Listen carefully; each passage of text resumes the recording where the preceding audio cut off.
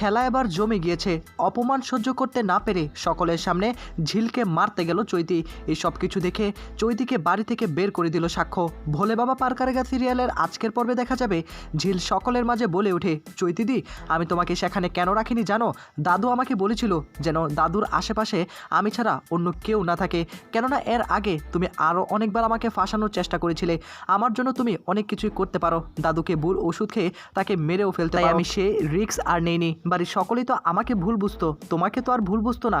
তুমি যতই অন্যায় করো না কেন তোমাকে মাথায় করে রাখতো। চৈতি তখন বলে ওঠে, মাইন্ড ইউর ল্যাঙ্গুয়েজ, মুখ সামলে কথা বল ঝিল। অনেকক্ষণ যাবৎ আমি অপমান সহ্য করে যাচ্ছি, আর কিন্তু অপমান সহ্য করব না। সাক্ষ্য তোর সামনে এইভাবে আমাকে অপমান করছে, দাদু তুমি কিছু বলছো না? বস্তি থেকে উঠে এসে আমাকে এইভাবে সকলের মাঝে অপমান করেছে।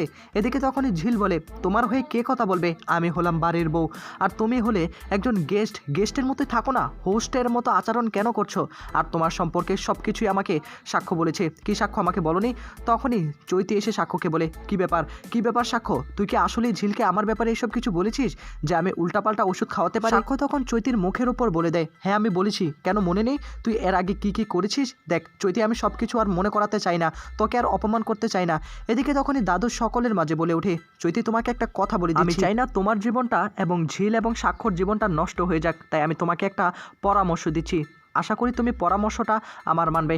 দেখো সব কিছুই তো হয়ে গিয়েছে, আমি চাচ্ছি না ঝিলের জীবনে তুমি আর কোনোদিন ফিরে আসো, তুমি নতুন করে সব কিছু শুরু করো। তোমার কপালে সাক্ষ্য ছিল না, যেহেতু ঝিল চলে এসেছে, ঝিলকে নতুন করে সংসারটা করতে দাও। তুমি প্লিজ ওদের জীবনটাকে এভাবে শেষ করো না। দেখো আমি মৃত্যুর মুখ থেকে ফিরে এসেছি, ঝিল যদি না থাকতো হয়তোবা আমাকে তোমরা কোনোদিন দেখতে পেতে না। আমি নিজের ভুল বুঝতে পেরেছি, কিন্তু এই 2 দিন আমি বুঝতে পেরেছি জীবন মানে কি। ঝিল লড়াই করে চলেছে, ঝিল সকলের মন জয় করার জন্য আপ্রাণ চেষ্টা করে যাচ্ছে, তাই আমি সব ভুল বুঝাবুঝি মিটিয়ে ঝিলকে এবারের বউ হিসাবে মেনে নিয়েছি। একথা শোনার পর তখনই সাক্ষর মা বলে ওঠে, বাবা এই 2 দিন সেবা যত্ন করে এই অবস্থা হয়ে গেছে। সাক্ষর মা তখন বলে, আপনি কিন্তু চৈতিকে অপমান করে কথা বলছেন, এটা কিন্তু একদম ঠিক না। সে গেস্ট হতে পারে, তার মানে এই না তার কোনো মান সম্মান কিছু নেই। আপনাকে শুধু 2 দিন ও সেবা যত্ন করেছে, তার মধ্যে এতটা গলে গিয়েছেন, এটা কি করে হতে পারে? তখনই আবার ঠাম্মি বলে ওঠে, শোনো বড় বৌমা, ওকে কিন্তু কোনোভাবে অপমান করা হচ্ছে না, শুধু বোঝানো হচ্ছে। কেন দাদুভাইয়ের যেহেতু বিয়েটা হয়ে গিয়েছে ঝিলের সঙ্গে, তাদের সংসারটা করতে দাও না, কেন শুধু চৈতিকে এর মধ্যে টেনে আনছো? চৈতি তুমি নিজের জীবনটা শুরু করো না। এদিকে সাক্ষ্য তখন চৈতির দিকে তাকে বলে, দেখ চৈতি, তুই এই বাড়ির গেস্ট, তাই গেস্ট হয়ে থাক, তুই হোস্ট হওয়ার চেষ্টা করিস না। আর তুই যদি এই বাড়িতে থাকতেই চাস তাহলে মুখ বুঝে থাকবি, তা না হলে এই বাড়ি থেকে চলে যাবি। ঝিল তখন চৈতির দিকে তাকে বলে, চৈতিদি কি বললো দাদু, তুমি কি শুনতে পেলে না?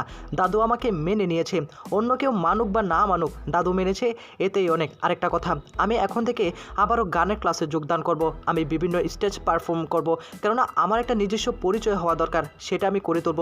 আমি হয়তোবা সাক্ষর এখনও যোগ্য বউ হয়ে উঠিনি, কিন্তু আস্তে আস্তে আমি সে চেষ্টাও করব। সাক্ষর মা বলে, ও এখন তুমি সাহস পেয়ে গিয়েছো, এখন মুখের উপরে কথাটা বলে দিলে, তুমি এখন স্টেজে গিয়ে গান গাইবে, কেন এতদিন করনি কেন? এখন থেকে কি সাক্ষ্য তোমার সাপোর্ট নেওয়া শুরু করে দিয়েছে নাকি? সাক্ষ্য ও যা বলছে তুই তাই মেনে নিচ্ছিস? এদিকে তখনই চৈতি সাক্ষর দিকে তাকিয়ে বলে, আসলে ঝিল ওকে কিনে নিয়েছে। আর এই কথা শুনে আরও রেগে যায় সাক্ষ্য। সাক্ষ্য তখন বলে, চৈতি এবার কি একটু বেশি বাড়াবাড়ি হয়ে যাচ্ছে না? ঝিল আমাকে কিনে নেয়নি, আমার দায়িত্ব ঝিলকে প্রোটেক্ট করা।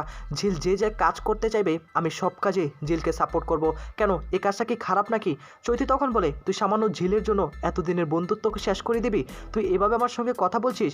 এদিকে ঝিল তখন বলে, কেন ওর বউকে এভাবে অপমান করে কথা বলবে আর ও কি চুপ করে দাঁড়িয়ে থাকবে নাকি? দেখো চৈতিদি তোমাকে একটা কথা বলে দিচ্ছি, হয়তোবা তোমার বিয়ে করে এই বাড়িতে আসার কথা ছিল, কিন্তু সেটা তো আর হয়নি। এখন এই বাড়িতে বউ হিসাবে আমি রয়েছি, তাই প্লিজ তুমি উল্টাপাল্টা কোনো কথা বলার চেষ্টা করো না। তোমাদের মাঝে তো একটা বন্ধুত্ব আছে, সে বন্ধুত্ব টিকিয়ে রাখার চেষ্টা করো। ঠাম্মি বলে, এসব কথা বাদ, এখন এই মানুষটাকে দেখে রাখার মতো একটা লোক দরকার। কে থাকবে? শতরূপা তুমি কি দায়িত্বটা নিতে পারবে? শতরূপা বলে, মা আমি কিভাবে দায়িত্বটা নিব? আমি তো বাড়ির বাইরে থাকি, বুটিকে যেতে হয়। ঠাম্মি তখন সাক্ষর মাকে বলে, বড় বৌমা তুমি কি থাকতে পারবে, সেবা যত্ন করতে পারবে? তখনই সাক্ষর মা বলে উঠি, না মা আমি তো করতে পারবো না, সারা দিন রাত এইভাবে পরিশ্রম আমি করতে পারবো না। আমি তখন বলে, তার মানে কি এই মানুষটার দেখাশোনার মতো কেউ নেই? তখনই সকলের মাঝে চৈতি বলে ওঠে, ঠাম্মি তুমি যদি কিছু না মনে করো, আমি দাদুর সেবা যত্ন করতে চাই, আমি দাদুর পাশে থাকতে চাই। হয়তোবা নার্সিংহোম থেকে আমি কয়েকদিনের ছুটি নিয়ে নিব, তাতে আমার কিচ্ছু যায় আসে না। তোমরা যদি চাও সেই সুযোগটুকু যদি আমাকে দাও, অবশ্যই আমি সেবা যত্ন করব। একথা শোনার পর ঝিল তখন বলে ওঠে, ওমা চৈতিদি, তুমি কেন শুধু শুধু আবার দাদুর এইভাবে সেবা যত্ন করতে যাবে? আমি আছি না, আমি থাকবো কেন? আমি তো বাড়ির বউ, আমাকে তো এইসব কাজ করতে হবে। তুমি তো গেস্ট হিসাবে এত কাজ করবে কেন? আমি তোমার দেখাশোনা করব। আমি যদিও একটু বাইরে বাইরে যাব মাঝে মধ্যে, কিন্তু তখন তোমাকে সুবলা দেখে রাখবে, আর বাকি দিন আমি দেখে রাখবো। তোমাকে সে নিয়ে চিন্তা করতে হবে না। তখন এবার চৈতি বলে ওঠে, ঝিল এভাবে অপমান করছিস কেন আমাকে? আমি সেবা যত্ন করলে কী এমন হয়ে যাবে? এদিকে তখনই আবার ঝিল বলে ওঠে, চৈতিদি আর তুমি কথা বাড়িও না, দাদু যেটা বলেছে সেটাই হবে। চলো দাদু, তোমাকে নিয়ে উপরে যাই, তোমার জন্য আমি স্যুপ বানিয়ে দিই। দাদুকে নিয়ে সাক্ষ্য উপরে চলে যায়, আর তখনই চৈতি রেগে গিয়ে সিদ্ধান্ত নেয় যে ঝিলকে এবার উচিত শিক্ষা দিবে।